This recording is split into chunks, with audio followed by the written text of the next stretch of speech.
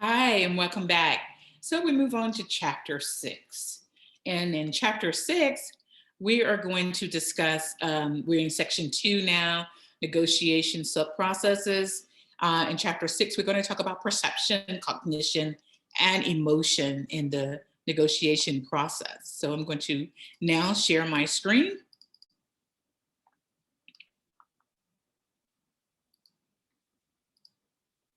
All right, so we're ready to get started. Define perception. Perception is the process by which individuals connect with their environment or to their environment. Now, negotiators are guided by perceptions of past situations and current attitudes and behaviors. The goal is to perceive and interpret with accuracy what the other party is saying and meaning. Perception is a sense making process of interpreting the environment so as to respond appropriately. It is possible to process all information available to you, or it's impossible to process all the available information to you. As perceivers, we become selective, turning out some stimuli. Using perceptual shortcuts may come at the expense of accuracy. Perceptual distortion. In negotiation, a perceiver may create a perceived non-notion, really, about the other party. This may lead to biases and errors in perception and communication. Here we discuss 4 major perceptual areas: stereotyping, halo effects, selective perception, and projection. Stereotyping and halo effects, or distortion by generalization. Small bits of information are used to draw conclusions about individuals. Selective perception and projection involve anticipating certain attitudes and qualities in another person. The perceiver filters and distorts information to arrive at a predictable and consistent view of the other person. Stereotyping. One individual assigns attitudes to another solely on the basis of membership in a social or demographic category. A person is assigned to a group such as age, old, or young. A broad range of other characteristics of that group are assigned. Conclusion is from generalizations of the qualities, accurate or not, and we do this all the time on stereotyping. Once formed, stereotypes are highly resistant to change. And we've seen that through race relations, women, all of that. This has been a challenge for us. Perceptions is a challenge. So once formed, stereotypes are highly resistant to change. It creates a we and they mindset. People are more likely to resort to stereotyping due to time pressure, cognitive stress, and mood. Also, when conflicts involve values, ideologies, and direct competition. Halo effects. These occur when a person generalizes a variety of attributes based on knowledge of one attribute. May be positive or negative. Occurs when there is little experience with a person, the person is well known, or the qualities have moral implications. Halo effects and stereotyping are common hazards in negotiations. Negotiators form rapid impressions based on limited information. They tend to maintain these judgments as they get to know each other. Selective perception. A single perceiver signals out information that supports a prior better and filters a prior belief, and filters out information that does not confirm the belief. This perpetuates stereotyping or halo effects. If an initial smile leads to the other to believe a person is honest, they may downplay any statement showing crafty intent. If the negotiator perceives the same smile as a smirk, the negotiator may downplay offers to establish an honest relationship. In both cases, the negotiator's biases may affect how the other party's behavior is perceived and interpreted. Projection. occurs when people assign to others the characteristics of feelings they possess themselves. Arises as a way to protect a person's own self-concept. Negotiators may assume the other party will respond in the same manner they would if positions were reversed. People respond differently to similar situations, so projecting your feelings onto the other negotiator may be incorrect. Projection may lead a negotiator to overestimate how much the other party knows about their preferences. So, framing. Framing is a subjective mechanism people use to evaluate and make sense out of situations. Frames define a person, event, or process and separate it from the complex world around it. Due to differences, people frame things differently. Frames can change due to perspective, or they can change over time. In negotiation, disputes are open to interpretation, and the frame will likely affect perceptions and reactions. Frames reflect objectives, expectations, presentation, and evaluation. Again, framing reflects objectives, expectations, presentation, and evaluations. Frames are inevitable, often occurring without intention. So, substantial. What is the conflict about? The outcome, a predisposition to achieving a specific result or outcome. Common is distributive negotiation. Aspiration, a predisposition to satisfy a broad set of interests and needs, likely in integrative negotiations. Process, how the dispute is resolved. Identity, how parties define who they are. Characterizations, how a person defines others and loss or gain, how a person defines risk or reward of a particular outcome. Loss is the cost, value is the gain. So how do frames work in negotiations? Well, research is difficult to conduct, but linguistic analysis of negotiation transcripts provides some insights. So negotiators can use more than one frame, matches in frames between two parties or sources of conflict. Parties negotiate differently depending on the frame, and specific frames may be likely used to certain types of issues. Particular frames may lead to particular types of agreements, and parties are likely to assume a frame due to factors such as differences in values, personality, power, background, and social context. Another approach to frame interests and rights include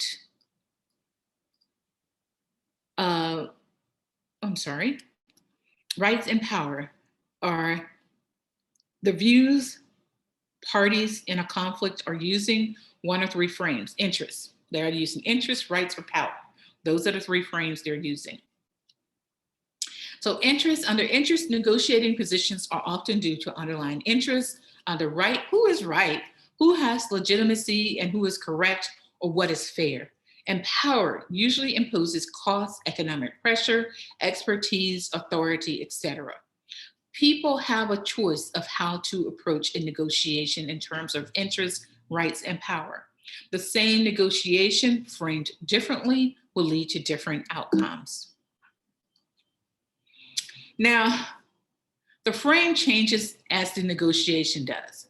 It's important to consider patterns of change, transformation that occurs as parties communicate with each other. Naming occurs when parties label and characterize the problem. Blaming is next, and the parties determine who or what was the cause. Claiming occurs when a person with the problem takes action. Factors affecting how conversation and frames are shaped include negotiators tend to argue for stock issues. Each party tries to make the best possible case for their position. Frames may define shifts in negotiation, diagnose, formula, or detail. Multiple agenda items shape the issue's development. So reframing. Reframing is the process of changing the trust, tone, and focus of a conversation. shaping issues in several ways. Arguments attacking the significance of a problem or solution feasibility. The parties make a case on the logics of the needs or the positions, and management's interpretation of the issues on the negotiation agenda. Now, reframing is a dynamic process which occurring in a conversation as parties look for ways to reconcile perspectives. It may be done intentionally or emerge from the conversation. Either way, the parties often propose a new approach to a problem. So prescriptive advice. Frame shape what the parties define as key issues and how they talk about them. Ensure your preferred frames are acknowledged by others. Both parties have frames. Reframing from a match does not guarantee cooperation. Frames are controllable to some degree. You may shift the conversation toward the frame you prefer. Conversations transform frames into unpredictable ways. Track the shifts and understand where they were made, where they may lead. Certain frames are more likely to lead to certain outcomes. Recognition allows reframing to pursue constructive outcomes. So, what about cognitive biases in negotiations? Well, we have examined how information is perceived, filtered, distorted, and framed. In this section, we examine how negotiators use information to make decisions during the negotiation. Systematic errors while processing information collectively labeled cognitive biases are many. Here, we will discuss a dozen cognitive biases of particular interest to a negotiator's performance. Irrational escalation of the commitment. Escalation of commitment is the tendency to make decisions that stick with a failing course of action. Repeated decision-making in the face of negative feedback, uncertainty of a goal attainment, and choice of continuing, due in part to biases in individual perception and judgment. Desire for consistency and saving face prevents change. Overconfidence is another factor that can drive escalation, most likely with a public decision rather than one made in private. One way to combat these tendencies is to have an advisor serve as a reality check. So, mythical fixed pie beliefs. Many negotiators believe negotiations involve a fixed pie. They assume integrative settlements are not possible and so do not search for them. Tendency to see a fixed pie varies depending on how people fix the nature of a given conflict situation. Time constraints or cultural values may vary fixed pie beliefs. We previously looked at minimizing fixed pie belief through procedures for inventing options. Now, two more approaches. By focusing on underlying interests, you are more likely to see that your fixed pie perceptions is misguided. As hold negotiators accountable. Also, we need to hold negotiators accountable for the way they negotiate. So what about anchoring and adjustment? This is related to the effect of the standard or anchor against which further adjustments are made during negotiations. So anchors can become a trap if the choice of an anchor is based on faulty or incomplete information and becomes misleading in itself.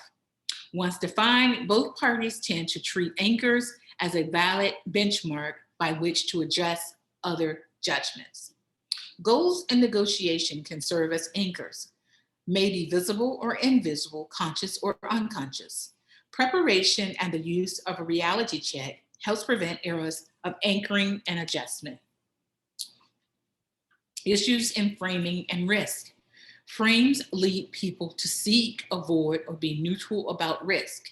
The tendency to seek or avoid risk may be based on reference point against which offers concessions are judged. The number you use to evaluate negotiation progress and success. Keep two things in mind about the effect of frames on risk. Negotiators are not usually indifferent to risk. but they should not trust their intuitions regarding it.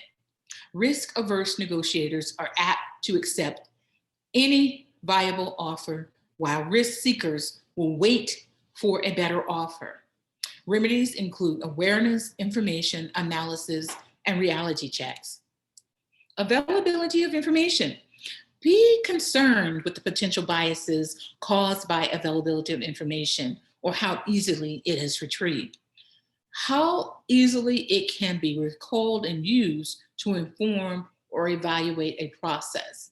This also affects negotiations through the use of established search patterns, meaning without proper planning, a negotiator may become overwhelmed by the biases and lose the benefits through of thorough analysis. The remedy is clear. Do not assume the first information is complete or best, and that's with anything that we task with. So the winner's curse. When negotiation ends quickly, a negotiator may feel discomfort about a win that comes too easily. I could have done better. This may stem from counterfactual thought processes which entertain the possibility of what may have been. The easier it is to imagine a better alternative, the less satisfied the negotiator would be. This can also affect future negotiating behavior. The best remedy is to prevent it from occurring. Advanced planning helps a negotiator avoid making an offer that is unexpectedly accepted. So, overconfidence. This is the tendency to believe your ability to be correct is greater than it actually is true, with a double-edged effect. It can solidify the degree to which negotiators support positions or options that are incorrect or inappropriate. Negotiators may discount the validity of the judgments of others, shutting out the information needed for integrative solutions. Overconfidence can lead to escalation of commitment. Do not suppress confidence or optimism. Avoid overconfidence in anything. The law of small numbers. Now, people really tend to draw conclusions from small sample sizes. In negotiation, this applies to the way negotiators learn and extrapolate from their own experiences. This often leads to a self-fulfilling prophecy. Styles and strategies that work in the past may not in the future. An example is the hot hand fallacy. The incorrect belief a streak of events is due to momentum and will continue. No evidence supports the presence of hot hand streaks in sports. Self-serving biases. People often explain their behavior and others' behavior by making attributes either to the person or the situation, tending to overestimate the causal role of personal factors and underestimate the causal role of situational factors, known as the fundamental attribution error. The actor-observer effect worsens the bias as people attribute their own behavior to situation factors and others to personal factors. Self-serving bias may distort evaluation of the information. The false consensus effect overestimates the support a position has. The base rate fallacy ignores relevant information for non-relevant. Assuming our own beliefs are based on credible information or opposing beliefs are based on misinformation. Endowment effect. This is a tendency to overvalue something you own or believe you possess. This is likely tied to loss aversion. The owner frames the sale of an item as a loss and assigns a higher value than a buyer does. In negotiation, this can lead to inflated estimations of value that interfere with reaching a good deal. Seen as an inflated personal attachment to status quo, a similar process occurs when an accepted offer is liked more than a negotiator's own proposals. To reduce disconsolence, add subjective value to the outcome. So ignoring others' cognitions. Failure to consider others' cognitions allows negotiators to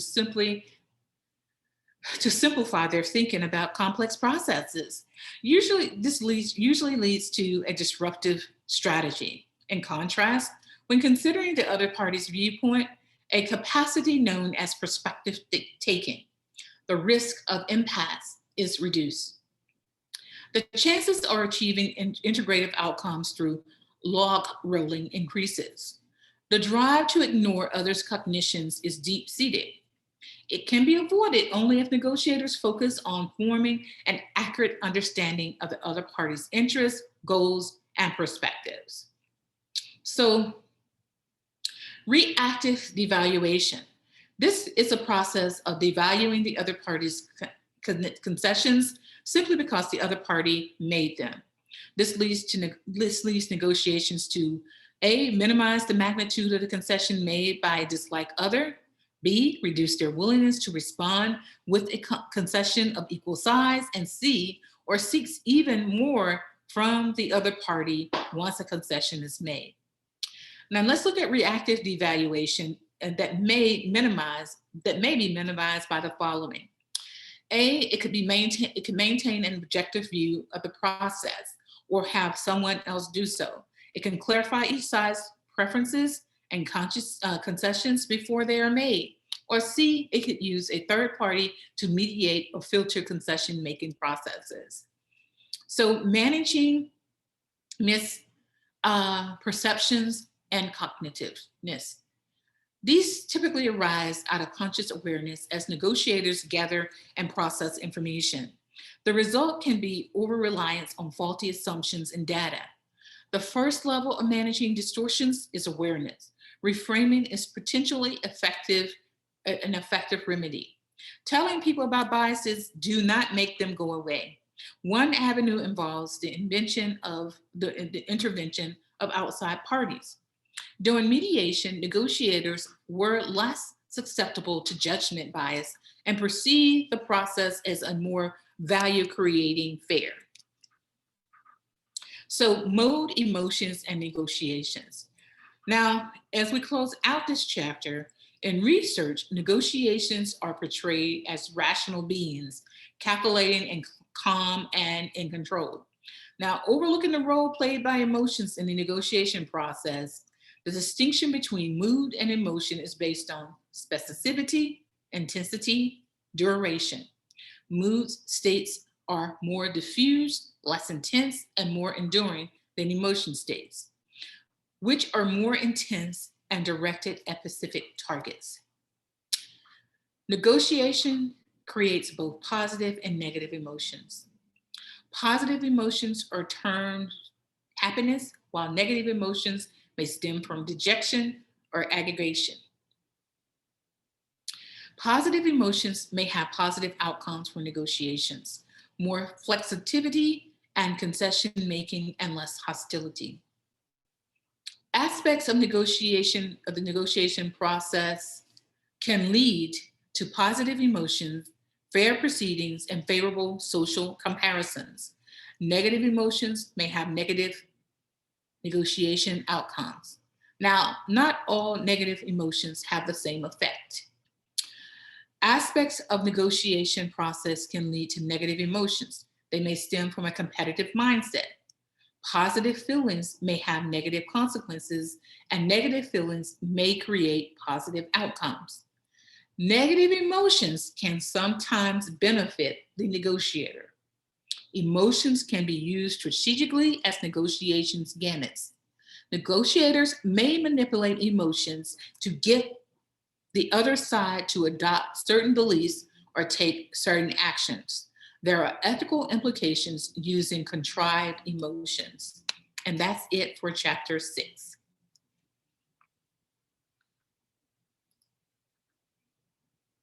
Thank you guys for joining me for chapter 6 as we review chapter 6 at a top level overview.